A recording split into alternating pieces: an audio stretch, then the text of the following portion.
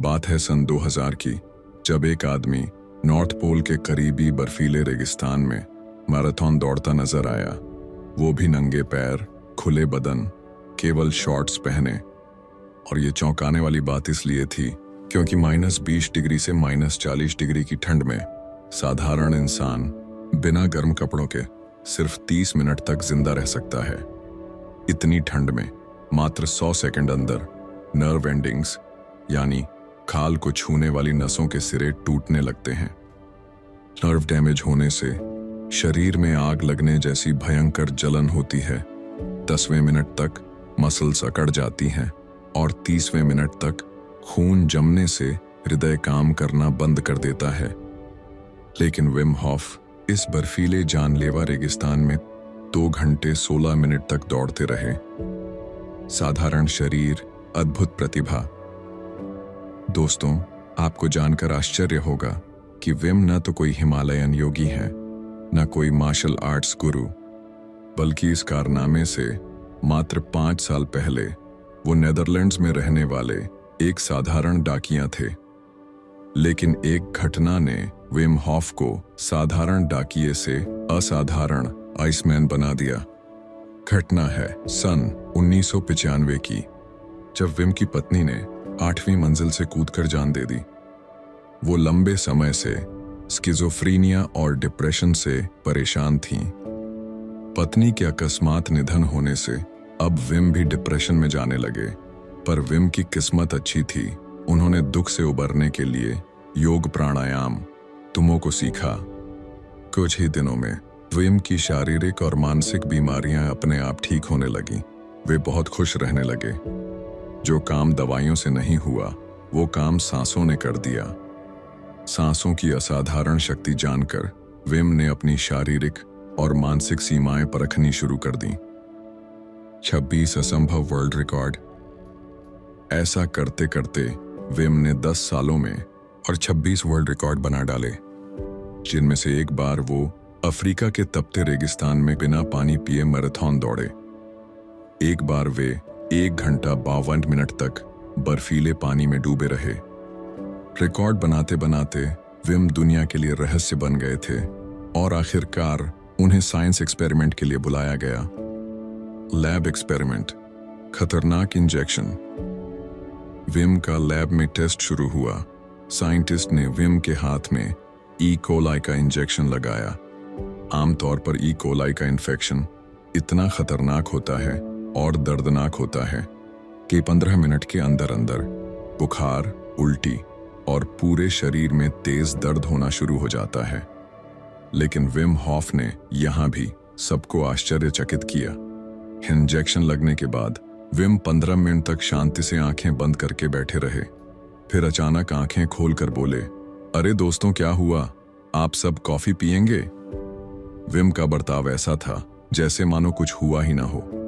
Scientist ने भी test में पाया कि उनके शरीर ने इन्फेक्शन बढ़ने से पहले ही मार डाला। यानी विम सांसों के द्वारा अपना इम्यून सिस्टम कंट्रोल कर रहे थे। इस घटना का अभूतपूर्व असर हुआ जो वेस्टर्न मेडिकल साइंस, प्राणायाम और सांसों के विज्ञान को शंका की दृष्टि से देखती रही। उसे विम हॉफ के कारनामों ने फिर से एक बार बताया कि सांसें दवाई से बड़ी हैं। सांसों को कंट्रोल में लाकर इंसान शरीर और दिमाग की सीमाएं भी लांघ सकता है, अपना फोकस और मेमोरी भी बेहतर कर सकता है। जब विम से इस बारे में पूछा गया तो विम हंसते हुए कहते हैं, मैं कोई सुपर हीरो नहीं हूं। मैं जो करता हूं वो तुम भी कर सकते हो, बस सांस लेना सीख लो। अब सवाल पैदा होता है कि हमारी सांस इतनी प्रभावशाली क्यों है?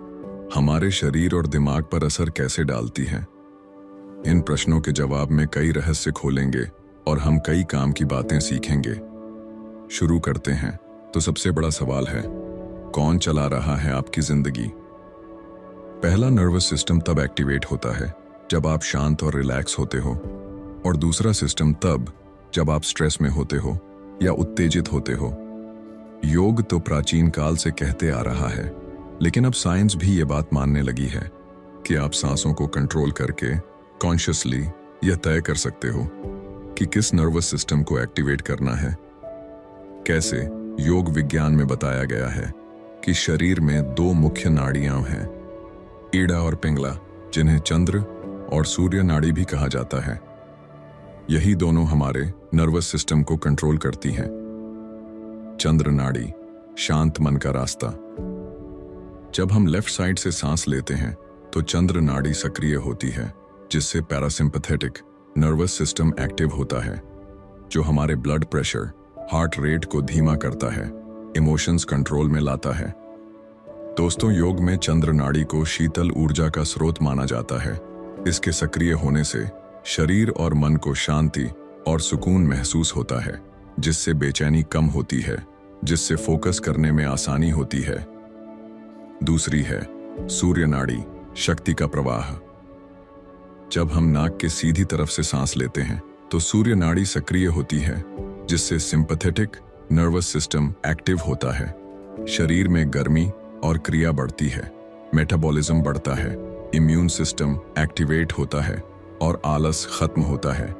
जब चंद्र, ईड़ा और सूर्य, पिंगला नाड़ियों में बैलेंस बना रहता है, बैलेंस इमोशन एंड हेल्थ, तो अपने आप मन में उत्साह और शांति, शरीर में एनर्जी और आराम, दोनों का संतुलन बना रहता है।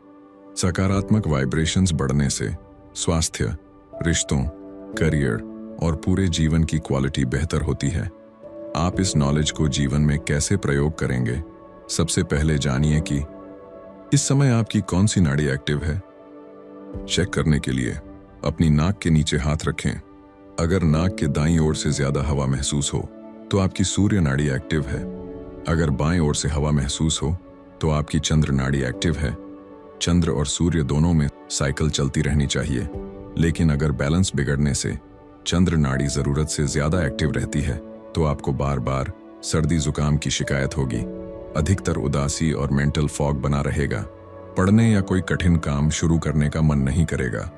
दूसरी ओर अगर सूर्य नाड़ी ज्यादा एक्टिव रहे तो आपको एसिडिटी बनी रहेगी, अशांति, उत्तेजना, क्रोध या चिड़चिड़ापन बना रहता है। अब सबसे पहली प्रैक्टिकल टिप, इन साइकिल्स को सुचारू रूप से चलाने के लिए और इमोशनल स्टेबिलिटी के लिए हर दिन 10 मिनट नाड़ी शोधन प्राणायाम का अभ्यास करो। इससे न ही आप अचानक उत्तेजित होंगे और न एकदम से उदास होंगे। दूसरी बात, डीप फोकस के लिए चंद्र नाड़ी एक्टिवेट करो। आंकड़ों के अनुसार लगभग 98% वयस्क दिन में कई बार इंटरप्शन से गुजरते हैं, जिससे लगभग हर दिन 3 घंटे का समय बर्बाद हो जाता है। इसलिए आप जब भी पढ़ने बैठो तो पहले चेक करो कि इस समय कौन सी नाड़ी एक्टिव है। अगर चंद्र नाड़ी एक्टिव नहीं है तो एक्टिवेट करने के लिए एक तौलिया लो और उसे राइट आर्मपिट में दबा लो। 5 से 10 मिनट के अंदर चंद्र नाड़ी एक्टिव हो जाएगी। मन के शांत होने से आपको फोकस करने में आसानी होगी। पूरे दिन में जब भी आप फोकस का काम करने बैठो तो इस समय चंद्र नाड़ी ही एक्टिव रहे। इसके साथ साथ बेली ब्रीथिंग 1 मिनट में 6 बार। साइंटिस्ट कहते हैं कि जब आप 60 सेकंड में 6 बार सांस लेते हो, यानी 10 सेकंड में एक साइकिल, यानी 5 सेकंड में सांस लेते हो और 5 सेकंड में सांस छोड़ते हो, तो आपका मन ज्यादा शांत और स्थिर रहता है।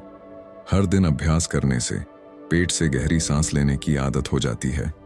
जब भी लगे कि ध्यान भटक रहा है या दोबारा फोकस करने का मन नहीं कर रहा, तब आप काम करते समय भी सांसों पर ध्यान ला सकते हो। ऐसा बार बार करने से यह आदत में आ जाता है और गहरी सांसें स्वतः चलती रहती हैं। अब हाई प्रेशर में मन को जल्दी से शांत करने का एक और तरीका है 2:1 ब्रीदिंग। आपको एग्जाम हॉल में तुरंत कोई जवाब सोचना है, लेकिन दिमाग में बहुत विचार चल रहे हैं, तो आप 2:1 का अभ्यास करो। सबसे पहले पूरी गहरी सांस लो, फिर झटके से थोड़ी सी और सांस लो, फिर मुंह को ओ के आकार में खोलकर धीरे धीरे सांस छोड़े। इस अभ्यास को केवल 3-4 बार करने से विचारों का ट्रैफिक शांत हो जाता है और आप क्लियरली सोच पाते हो। अब करते हैं डाइजेशन की बात। डाइजेशन, अगर आपको कब्ज रहता है या डाइजेशन कमजोर है तो इसका मतलब है कि खाते समय भी आपकी चंद्र नाड़ी एक्टिव है। इसलिए आप खाने से पहले सूर्य नाड़ी को एक्टिव करो। कैसे? स्माइली बॉल को लेफ्ट आर्मपिट में दबा लो। सूर्य नाड़ी एक्टिव होने पर भोजन करो। ताकि खाना पचने में आसानी हो। नोट: हमें सोते हुए भी सूर्य नाड़ी एक्टिव रखनी है ताकि रात में शरीर की आंतरिक रिपेयरिंग होती रहे। दर्द से तत्काल आराम। प्राचीन ग्रंथ स्वर विज्ञान स्वरोदय विज्ञानम में बताया गया है, अगर आपको शरीर में कहीं भी दर्द है तो चेक करो कि अभी कौन सी नाड़ी चल रही है। अगर सूर्य नाड़ी एक्टिव है तो चंद्र नाड़ी को एक्टिव करो। अगर चंद्र नाड़ी एक्टिव है तो सूर्य नाड़ी को एक्टिव करो। इससे आपको बहुत जल्द आराम मिलेगा। क्यों? क्योंकि नाड़ी का एक्टिवेशन बदलने से पूरे शरीर का सिस्टम बदल जाता है और दर्द बंद हो जाता है। क्या सच में खुद पर से खोया हुआ विश्वास दोबारा लौट सकता है? एक लड़का यश मन से हार मान चुका था। सफलता की कोई उम्मीद नहीं थी, पर जब उसकी मुलाकात गौतम बुद्ध से हुई तब बुद्ध ने उसे 7 ऐसे सिद्धांत बताए जिससे उसके सारे डर और डाउट्स धीरे धीरे गायब हो गए और उसने सफल होना सीख लिया। अभी पूरी वीडियो देखिए।